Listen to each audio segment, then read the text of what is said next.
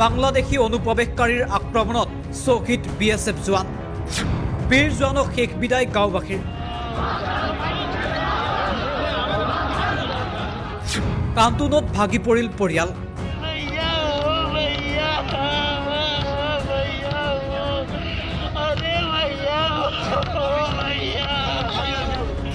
দেওবাৰে পুৱতি নিশা ভাৰত বাংলাদেশ সীমান্তত সংঘটিত হৈছিল এটা ভয়ংকৰ সংঘৰ্ষৰ ঘটনা বাংলাদেশী অনুপ্ৰৱেশকাৰীৰে সংঘৰ্ষ হৈছিল বিএছএফ জোৱানৰ আৰু এই ভয়ংকৰ সংঘৰ্ষতেই শ্বহীদ হৈছিল ২৪ বছৰীয়া বীৰ জোৱান বিবেক তিৱাৰীৰ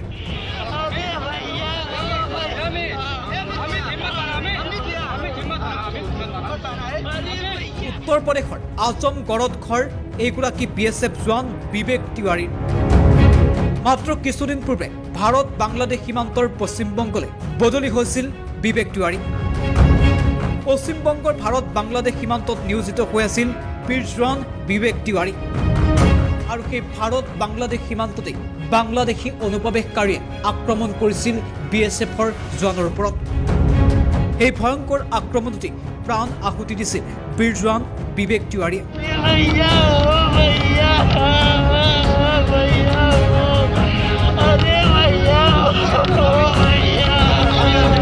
বিবেকৰ নশ্বৰ দেহ লৈ যোৱা হ'ল উত্তৰ প্ৰদেশৰ আজমগড়ৰ বাসগৃহলৈ আৰু বাসগৃহত নশ্বৰ দেহ উপস্থিত হোৱাৰ পাছতেই শোকাকুল পৰিৱেশ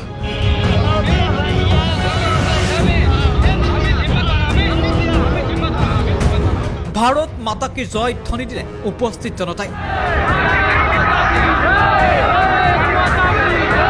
বাংলাদেশী অনুপ্ৰৱেশকাৰীৰ বিৰুদ্ধে ক্ষোভ জাৰিলে বিবেক তিৱাৰীৰ গাঁওবাসীয়ে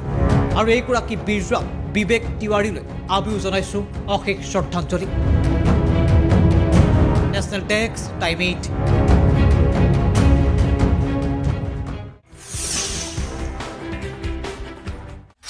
বাংলাদেশী অনুপ্ৰৱেশকাৰীৰ আক্ৰমণত শ্বহীদ বিএছএফ জোৱান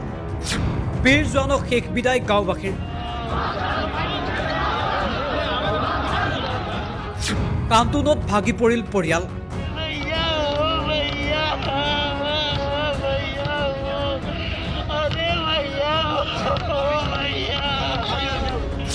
দেওবাৰে পুৱতি নিশা ভাৰত বাংলাদেশ সীমান্তত সংঘটিত হৈছিল এটা ভয়ংকৰ সংঘৰ্ষৰ ঘটনা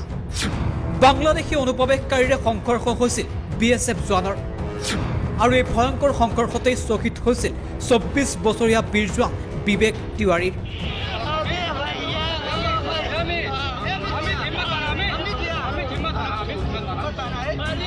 উত্তৰ প্ৰদেশৰ আজমগড়ত ঘৰ এইগৰাকী বিএছএফ জোৱান বিবেক তিৱাৰীৰ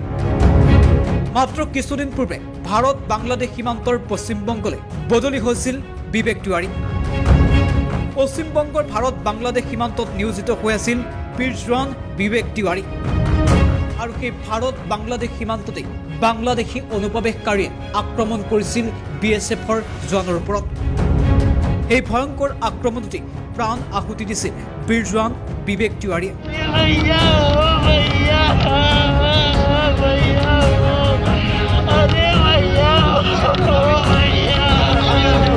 বিবেকৰ নশ্বৰ দেহ লৈ যোৱা হ'ল উত্তৰ প্ৰদেশৰ আজমগড়ৰ বাসগৃহলৈ আৰু বাসগৃহত নশ্বৰ দেহ উপস্থিত হোৱাৰ পাছতেই শোকাকুল পৰিৱেশ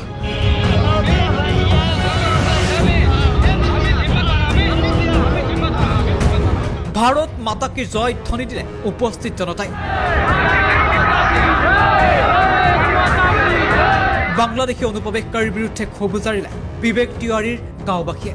আৰু এইগৰাকী বীৰ জোৱান বিবেক তিৱাৰীলৈ আমিও জনাইছো অশেষ শ্ৰদ্ধাঞ্জলি নেশ্যনেল